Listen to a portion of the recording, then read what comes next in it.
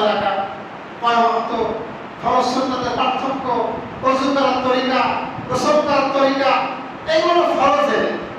এই এলেম অর্জন করা প্রত্যেক মানুষের ফরজ। তলবুল ইলমি ফারিদাতুন আলা কুল্লি মুসলিম, এটা সবার ফরজ। আরেকটা হলো ফরজে কিফায়া, একেবারে শাখা প্রশাখা সমস্ত মাসলা মাসাইল জানা। এটা একদল মানুষ জানলে অন্যদের থেকে আদায় হয়ে যাবে। যে জানবে না সে যে জানবে তার থেকে জেনে নেবে। তো যেহেতু ওনার 20 দিন হয়ে গেছে, ফরজ এলেম ওনাদের অর্জন হয়ে গেছে। এই জন্য বললেন এখন তোমরা ফিরে যাও, বাড়ি ফিরে যাও। অনেকে আছে স্ত্রীর হক আদায় করে না। রাসূল শিখাইলেন তোমার স্ত্রীর হক তোমাকে আদায় করতে হবে, তার হক তোমাকে অবশ্যই আদায় করতে হবে। ফাতাহ স্বামীতে মাসালা আছে, কোন স্বামী তার স্ত্রীর অনুমতি ছাড়া 4 মাসের বেশি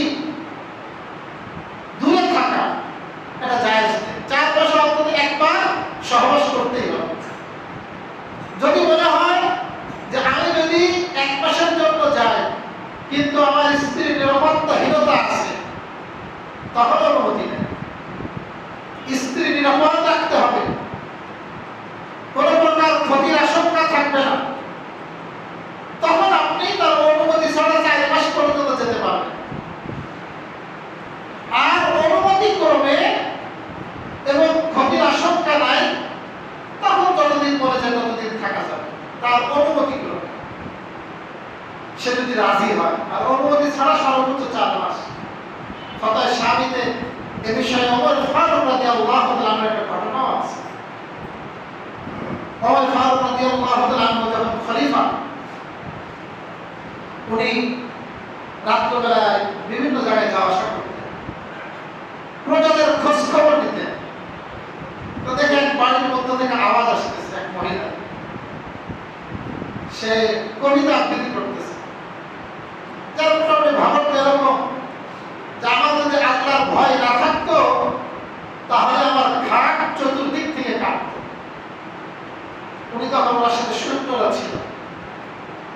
উনি ওই মহিলাকে জিজ্ঞাসা করলেন, কি হয়েছে তোমার, কি সমস্যা? ওই মহিলা বলে, আমার স্বামী জিহাদে গেছে দীর্ঘদিন। উনি বাড়িতে আসলেন ওমর ফারুক। বাড়িতে আসার পরে ওনার মেয়ে হাফসা রাদিয়াল্লাহু তাআলা আনহা, উম্মাহাতুল মুমিনিন, নবীজির স্ত্রী, ওনার মেয়েকে জিজ্ঞাসা করলেন যে একজন নারী সাধারণত তার স্বামীকে ছাড়া কয় মাস দূরে থাকতে পারে? তখন হাফসা রাদিয়াল্লাহু তাআলা আনহা বলেন যে 4 মাস স্বাভাবিকভাবে। এরপর ফারুক রাষ্ট্রীয় ফরমান জারি করলেন যে যেখানে সেনাপতি আছে, সৈনিক আছে, জিহাদরত আছে, অন্তত 4 মাসে একবার তোমাকে বাড়িতে আসতে হবে। যাই হোক, আমার স্ত্রীর হক আমাকে লক্ষ্য রাখতে হবে, আমার সন্তানের হক আমাকে লক্ষ্য করতে হবে, ছোটদের অধিকার আমাকে খেয়াল রাখতে হবে। তো ওমর ফারুকের এই ঘটনা থেকে স্বামীর এক মহল্লা কথা আছে। যাই হোক, তো আল্লাহ রাসূল জিজ্ঞাসা করলেন কারা কারা বাড়িতে আছে। বলে দিলেন যাও, বাড়ি চলে যাও। যে কি করবা? এবার রাসূল 3 নম্বর সবক, ওয়াল্লিমুহুম, তোমাদের বাড়িতে কাজ হলো যা কিছু এই 20 দিন আমার কাছ থেকে শিখলা, এই শিক্ষা বস্তুগুলো বাড়িতে যে তোমাদের স্ত্রী পরিজনকে শিক্ষা দিবে। তাদেরকে শিক্ষা দিতে হবে। এমন না বাড়িতে তুমি গাফেল হয়ে যাও, বাড়িতে তুমি বেখবর হয়ে যাও। বরং নামাজ পড়া তোমার যেমন ফরজ, রোজা রাখা যেমন ফরজ, তুমি যে মৌলিক দিন শিক্ষা গ্রহণ করেছো, তোমার স্ত্রী দিনের কিছুই জানে না, কোনো বুঝ তার নাই, তোমার উপরে জিম্মাদারি এই দ্বীনি ইলম তোমার স্ত্রীকে শিক্ষা দাও। আমরা অনেক সময় জুমায় মসজিদে আসি, অনেক মাসআলা আমরা নতুন নতুন শুনি, অনেক সময় এই মাসআলাগুলো বাড়িতে আপনারা আলোচনা করবেন। আপনার বিশেষ করে নারী সংক্রান্ত যদি কোনো আলোচনা, আমাদের মসজিদে তো মহিলারা আসেন না, মাসআলা শুনতে পারেন না, তাহলে এখন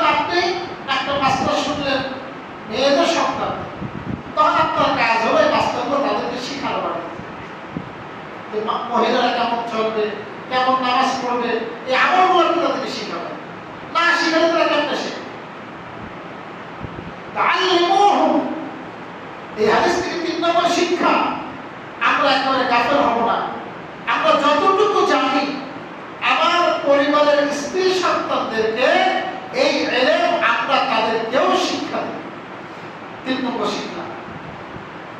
4 নম্বর আল্লাহ রাসূল সাল্লাল্লাহু আলাইহি ওয়াসাল্লাম বললেন আসাল্লু কামা রাআইতুমুনি উসাল্লি, এবং বাড়িতে যে তোমরা নামাজ পড়বা যেমন আমাকে এই 20 দিন নামাজ পড়তে দেখেছো। খুব খেয়াল করে বুঝেন। অনেক ভাই মনে করে আমি নামাজ পড়ি এটাই আমার জন্য যথেষ্ট। আমি যে মসজিদে এসে নামাজ পড়লাম, কিন্তু এই নামাজের একটা আলাদা তরিকা আছে, এর কিছু ফরজ আছে, ওয়াজিব আছে, সুন্নাত আছে, মুস্তাহাব আছে। বছরের পর বছর নামাজ পড়ে কোনটা ফরজ কোনটা সুন্নাত এটা আমরা পার্থক্য করতে পারি। এবং এইটা যে শিক্ষা করা দরকার, তার মানে সুন্নাত ছুটে গেছে সেজদা সাউতে বসে আছে, আমার ফরজ ছুটে গেছে তার সেজদা সাউতে আছে। অথচ ফরজ ছুটে গেলে সেজদায় সাহুদের নামাজ হবে? বুঝাতে পারলাম না। নামাজের মধ্যে 6টা ফরজ আছে, এই 6 ফরজের একটা ফরজ যদি কারো ছুটে যায় আর যদি সে নামাজের সেজদায় সাহু দেয় নামাজ হবে? ফরজ ছুটে গেলে তো সেজদায় সাহু কাজ নাই, আপনাকে ওই নামাজ আবার পড়তে হবে, 100% সাহু দিলে হবে না। সেজদায় সাহু তো ওয়াজিব ছুটে গেলে কি ছুটে গেলে, ওয়াজিব ছুটে গেলে তখন সেজদায় সাহু, ফরজ আগে পিছে হয়ে গেলে তখন সেজদায় সাহু, বা কোন ফরজ একাধিকবার আদায় করলে রুকু একটা নামাজে এক রাকাত 2 রুকু আদায় করছেন একাধিক ডবল করে ফেলছেন তখন সেজদায় সাহু। সেজদা 2টা দেওয়া দরকার, আপনি 3 সেজদা করেছেন, কয় সেজদা হতে পারে? তখন আপনার সেজদায় সাহু বেশি করে ফেলছেন,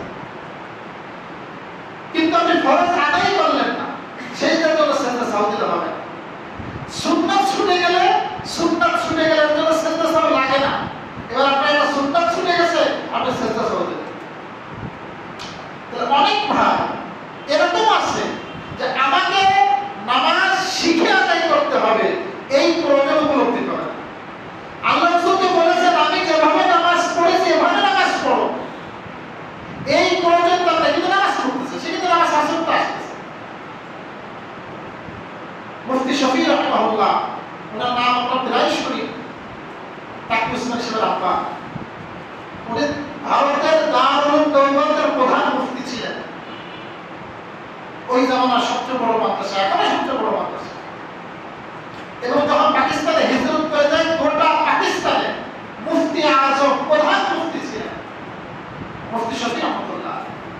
উনি ওনার জীবনে হাতে লেখা আর মুখে ফতোয়া লক্ষ লক্ষ ফতোয়া উনি দিয়েছেন, এই মুফতি শফি রহমাতুল্লাহ।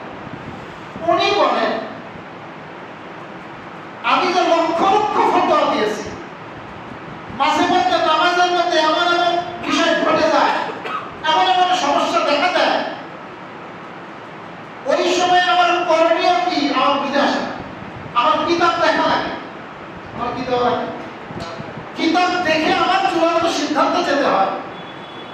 অথচ উনি বলতেছেন, অথচ অনেক ভাই সাধারণ মানুষ এমন আছে যুগের পর যুগ নামাজ পড়ে, তার নামাজটা কি সহিভাবে হচ্ছে কিনা, শুদ্ধ হচ্ছে কিনা, এই সামান্যতম ফিকির তার নাই। উনি বলতেছেন আমরা এত মাস্টার দিলাম, তারপরও আমাদেরকে মাঝে মধ্যে নামাজটা হলো কিনা আমার কিতাব দেখে বলা লাগে। কিন্তু আমাদের আফসোস কত মানুষের যে অনেক ভাই ফিকির নেয়, অনেকবার চলে আসে এখানে যদি কেউ থাকে নারাজ হয় না, ছাত্র জাতি গাইতে নামাজ পড়তে চলে আসে, ছাত্র জাতি নামাজ পড়াই করে আগলা রাখা, এটা তো মাত্র এটা কি অনেক শর্ট হাতায় শার্ট গাইতে নামাজ পড়তে চলে আসে, বা পাঞ্জাবি পড়ছে, ওযু করছে, ওযু আগে হাতা গুছাইছে, ওই অবস্থায় নামাজ পড়তেছে, হাতে পানি আছে, নিয়ে বললো তখন আস্তে আস্তে একবারে তো করা যায়, নামাজ আপনি দাঁড়াই যান, আস্তে আস্তে হাঁটাটা উঠায় বাসটা খুলে দেয়। অনেকে আছে নামাজে দাঁড়ায়, আসছে ইমাম সাহেব নামাজে রুকুতে গেছে, দৌড়ে ছুটে আসে রাকাত ধরার জন্য। সাহাবীদের জামানায় এরকম হয়েছে, আল্লাহ রাসূল বুঝতে দৌড়ে আসছে, রাসূল সবক খবরদার আলাইকুম বিসাকিনা, তোমরা যখন আসবা নামাজে ধীর স্থির ভাবে আসা তোমাদের উপর ওয়াজিব। ধীর স্থির ভাবে আসার পরে যতটুকু তুমি পাইছো ইমামের সাথে পড়ে নাও, আর যতটুকু ছুটে গেছে সালাম ফেরানোর পরে তুমি আদায় করে নাও। অনেক ভাই মাসলা যাবে না, মনে করো আমাকে রাকাত ধরতে হবে, অনেক ভাইতে পড়েও যায়, টাইলস পড়ে যায়, পিছলে পড়ে যায়, এত করে ছোটে মাসলা হলো কিন্তু এটা। আবার অনেক ভাই আসে, আসার পর কি করে রুকুতে হেদিবাম চলে গেছে, রুকুতে যায় আল্লাহু আকবার বলতে বলতে যায়। কি বলতে বলতে যায়? অথচ তাকবীর তাহরিমা খুব ভালো করে বুঝেন, দাঁড়ানো অবস্থায় বলা ফরজ, কোন অবস্থায় বলা ফরজ? দাঁড়ানো অবস্থায় তাকবীর তাহরিমা বলা ফরজ। আপনি ঝুঁকতে ঝুঁকতে বললেন না, হবে না। আপনি দাঁড়ায় প্রথমে তাকবীর তাহরিমা আল্লাহু আকবার বলবেন, বলার পর যদি হাত বাঁধার সময় পান, বাঁধা উত্তম, আমার লোক হবে ছাড় আছে। যদি হাত বাঁধা উত্তম, যদি না বাঁধেন সোজা রুকুতে চলে যাবে আরেকটা তাকবীর বলে, এটাও সুযোগ আছে। কিন্তু আপনাকে দাঁড়ানো অবস্থায় তাকবীরে তাহরিমা বলতে হবে। এখন প্রথম তাকবীর হলো ফরজ, এর উপরে রুকুতে যাওয়ার জন্য আরেকটা তাকবীর আছে, এইটা বলা সুন্নাত। এটা মানে বললে আপনি ভালো পাবেন।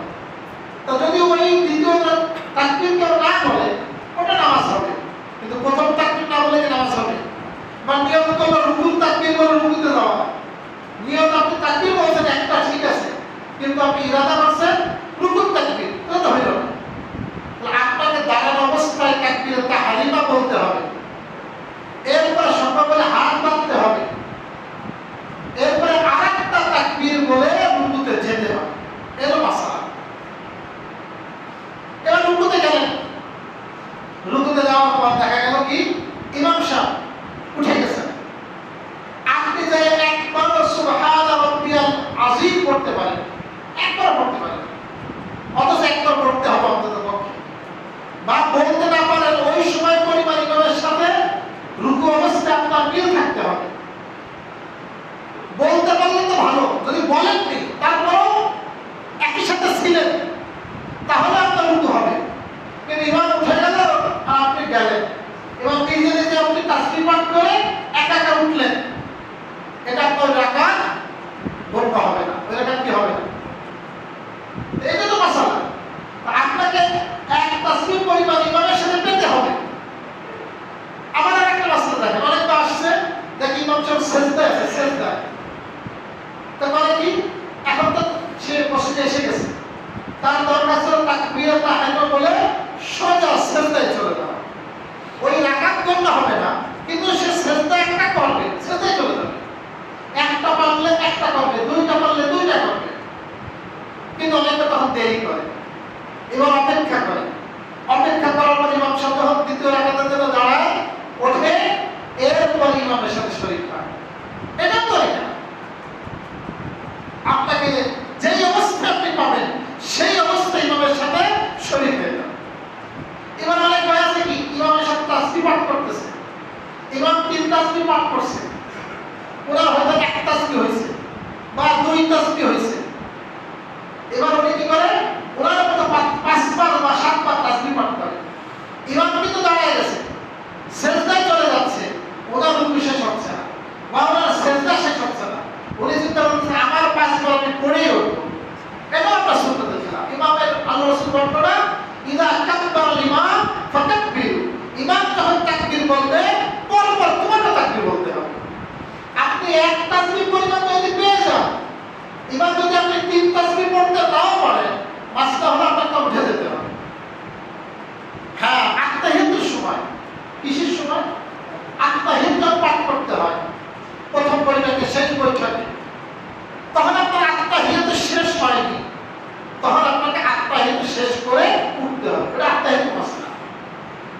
হ্যাঁ, আপনি আত্তাহিয়াত শেষ করছেন শেষ বৈঠকে, কিন্তু আপনার দোয়া মাসুরা শেষ হয়নি, দুরূদ শরীফ শেষ হয়নি। দোয়া মাসুরা দুরূদ শরীফ সুন্নাত, এখন আপনাকে ওটা ছেড়ে দিয়ে ইমামের ইক্তেদা করতে হবে, তখন আপনাকে সালাম ফিরাতে হবে। বুঝতে পারছেন কথা? অনেকে আছে কি সেজদায় গেছে, সেজদায় দেখা গেল কি তার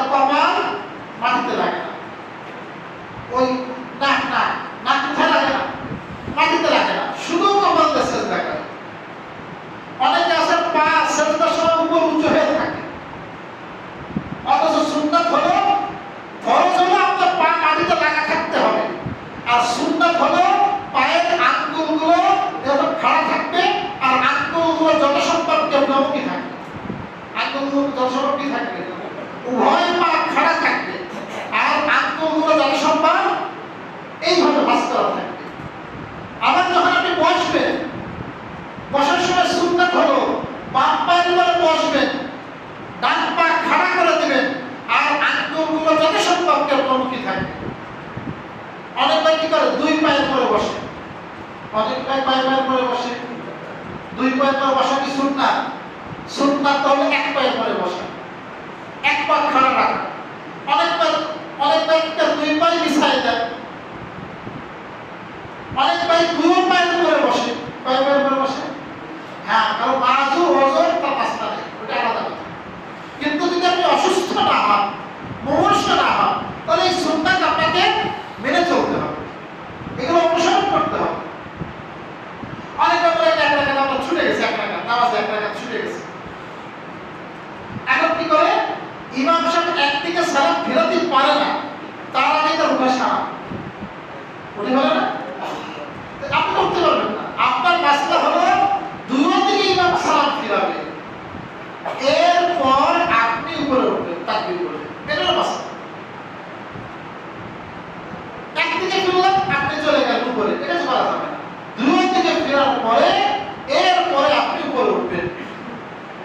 এরকম অনেক আছে নামাজের মধ্যে, এই মাথা চুল দুই হাতে সুন্দর করে ঠিক করতেছে, নামাজ আছে, চুল ঠিক লুঙ্গি করতেছে, দুই হাত দিয়ে কি করতেছে, দুই হাতে কি লুঙ্গি করে নামাজ হবে?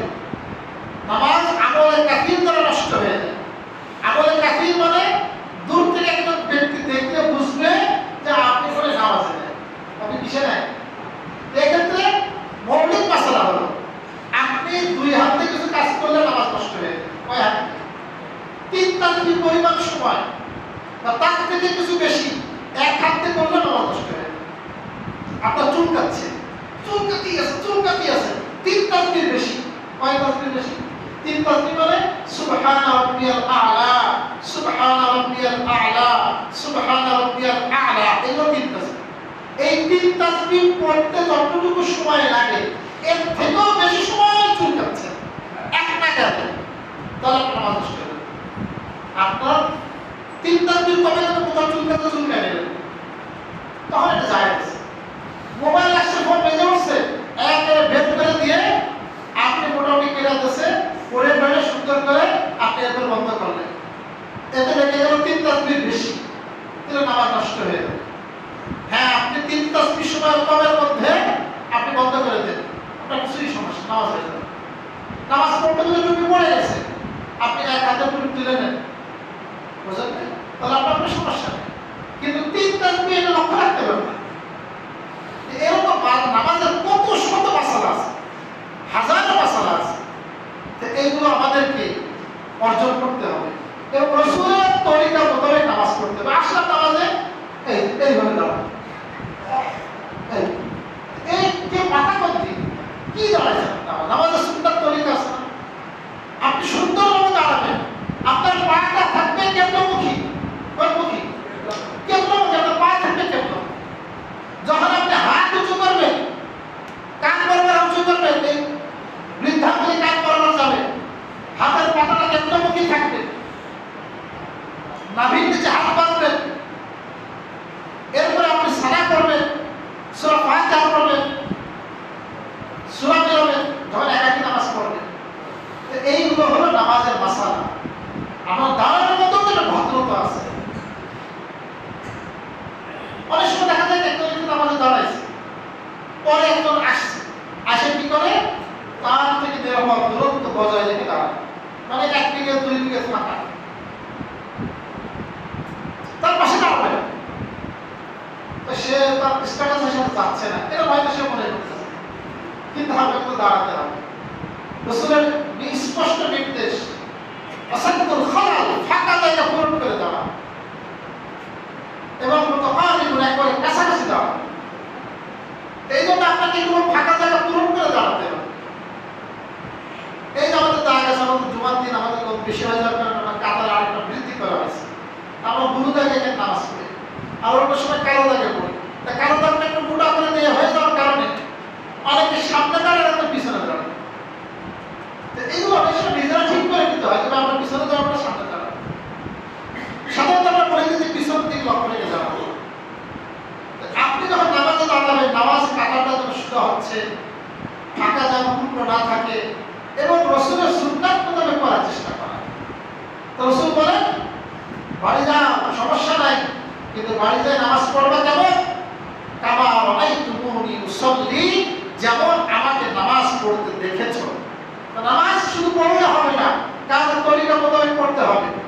রাসূলুল্লাহ সাল্লাল্লাহু আলাইহি ওয়াসাল্লাম বাদতে দেওয়া পথ অনুসরণ করে পড়তে হবে। এবার রাসূলুল্লাহ সাল্লাল্লাহু আলাইহি ওয়াসাল্লাম বলেন, পঞ্চম নম্বরে, ওয়াইদা ক্বারাবাতিস সালাহ ফালিউয়াজ্জিন আহাদুকুম, যখন তোমাদের এবার নামাজের সময় নিকটবর্তী হবে, তোমাদের একজন আযান দিবে। কি দিবে ভাই? আযান দিবে। তো যখন মসজিদে বসে নামাজ পড়বেন, মসজিদে আলহামদুলিল্লাহ নিয়মিত আযান হয়, আপনি কোনো কারণে জামাতে আসতে পারলেন না, তার মধ্যে নামাজ মাফ নেই, বাসায় পড়া লাগবে।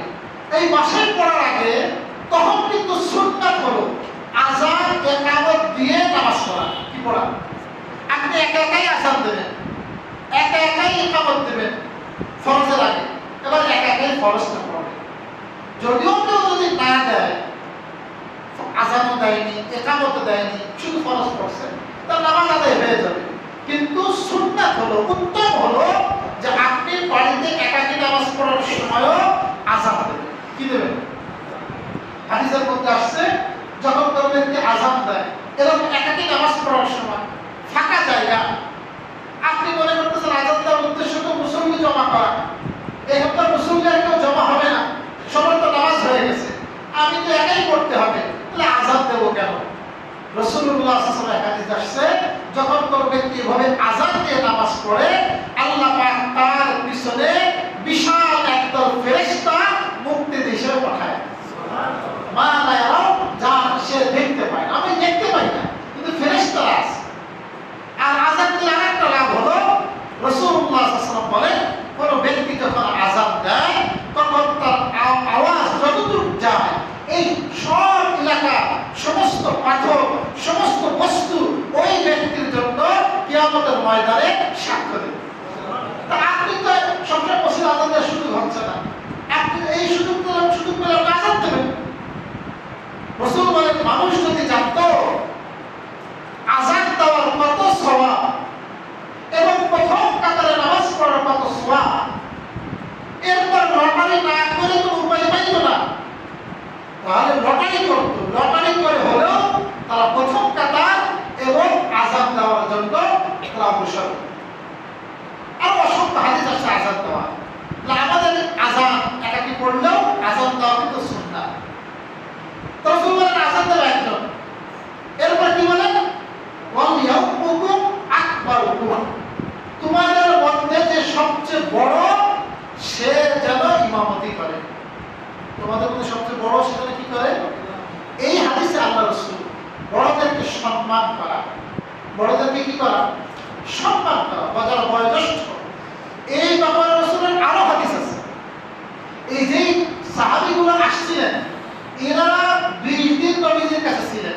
শরীয়তের মাসলা হলো, যিনি সবচেয়ে বড় আলেম তিনি হলো ইমামতি করার অগ্রগামী। ইমামতি করার কি অগ্রগামী, যদি ইমাম নির্ধারিত না থাকে। যিনি বড় আলেম সে অগ্রগামী হবে। কিন্তু এখানে যে সাহাবীগুলো ছিলেন, এরা তো 20 জন, মানে 20 দিন ছিলেন সবাই সমান, তাহলে এলেমের দিক থেকে সবাই সমান। বুঝলেন কি কথা? 20 দিনই ছিল সবাই, তাহলে এলেমের ক্ষেত্রে সবাই সমান হয়ে যাবে, তখন ইমামতি কে করবে? যেহেতু এনারা সবাই সমান ছিলেন, আল্লাহ রাসূল বলে দিলেন, তাহলে তুমি তোমার থেকে যিনি বয়োজ্যেষ্ঠ, তোমার থেকে যিনি বয়সে বড়, তাকে তুমি সম্মান করো, তাকে তুমি ইমাম বানাও। বুঝলেন কি কথা? তাহলে বড়কে সম্মান করা ইসলাম শিখায়।